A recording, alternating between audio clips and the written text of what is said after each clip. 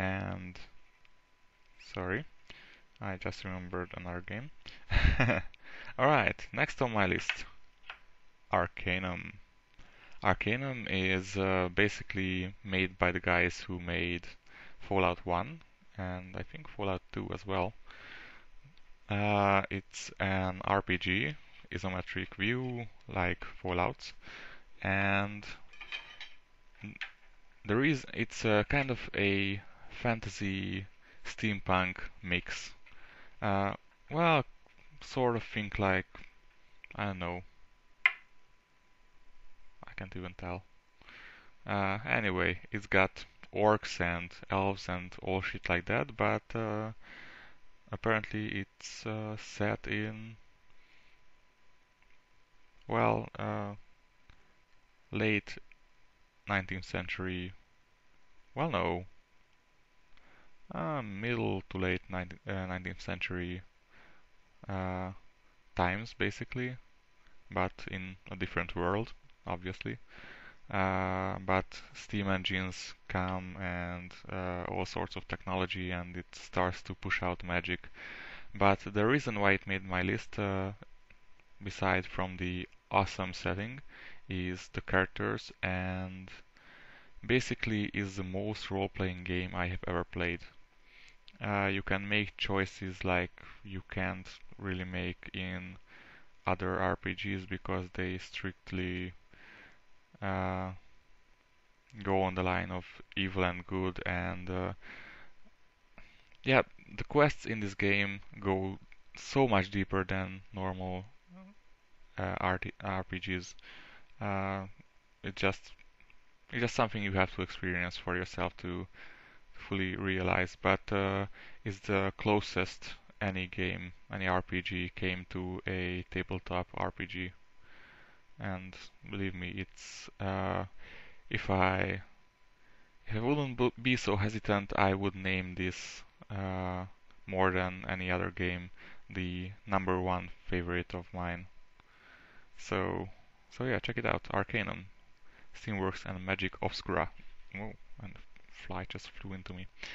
Right, next game on the list, Sam&Max Hit the Road.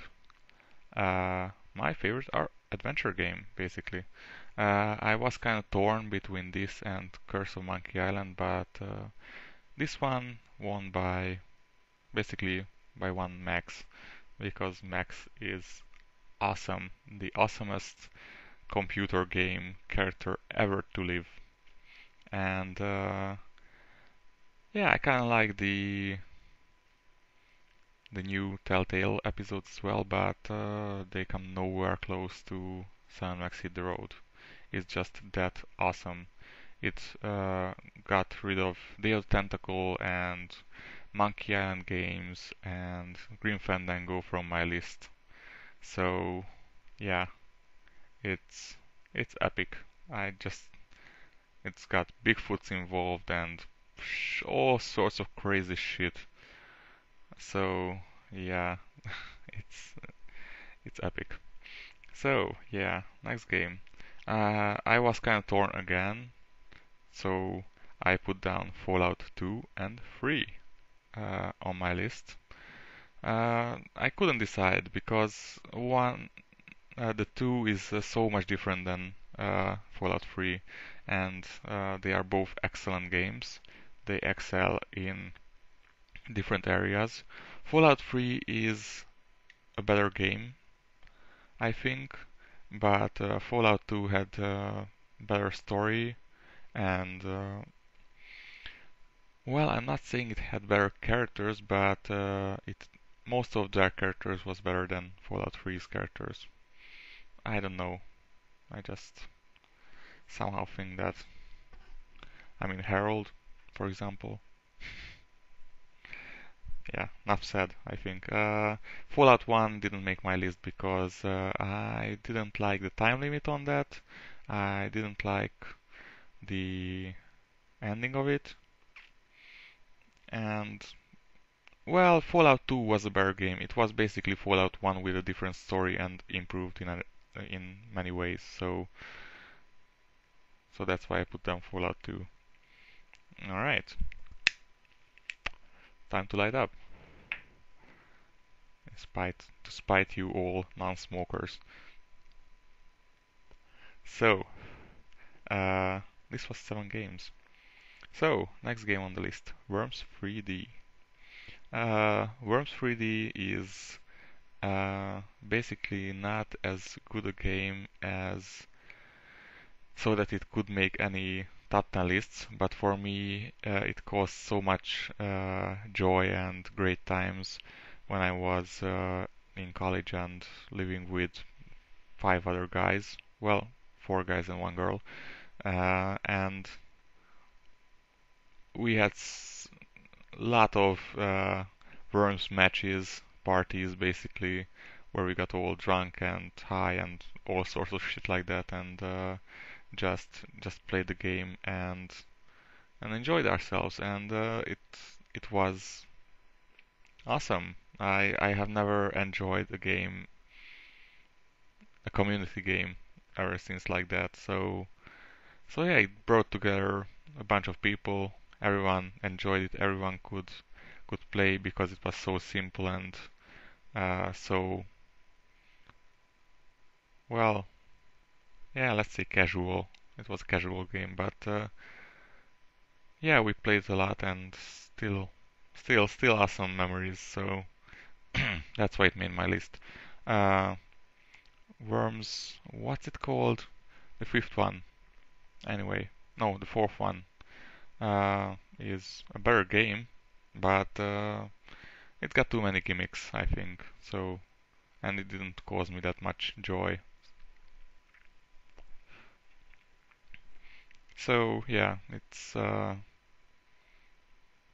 basically here for the memories of mine. Right. Next game, another FPS, another horror FPS, Undying. It's uh, it's also a survival horror FPS set in the, I think after World War One, maybe, or somewhere between the two World Wars, and it's basically set on an island where crazy shit's happening.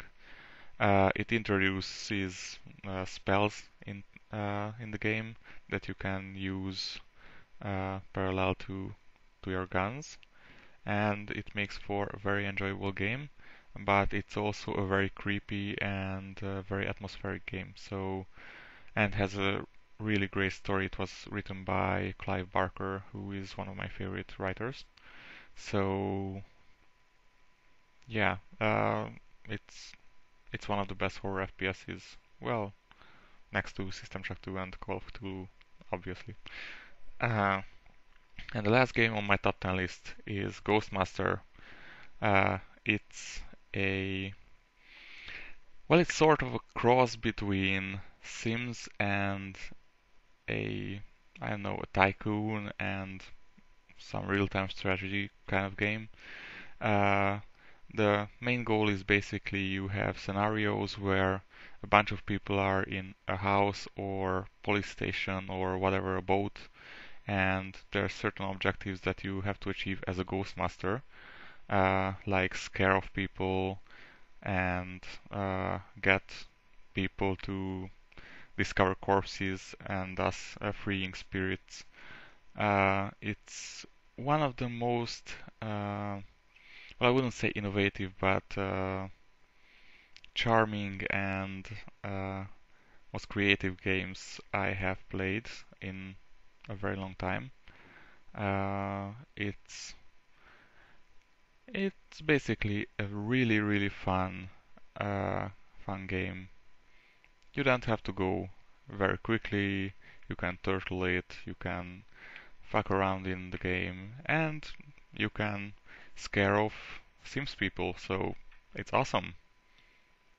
And yeah, it got an interesting story. It's got wonderful music and atmosphere and awesome ghosts. The ghosts are basically the main characters of the game, obviously, but yeah, they guess each of them has so much character, and they all got their special abilities, which you can use to do certain things. certain powers go work with certain powers better, and yeah, it's an epic game. It's an epic game, and it was on sale on Steam, so I had to buy it, even though I own a copy somewhere. But it was kind of cheap, and I couldn't resist. So yeah,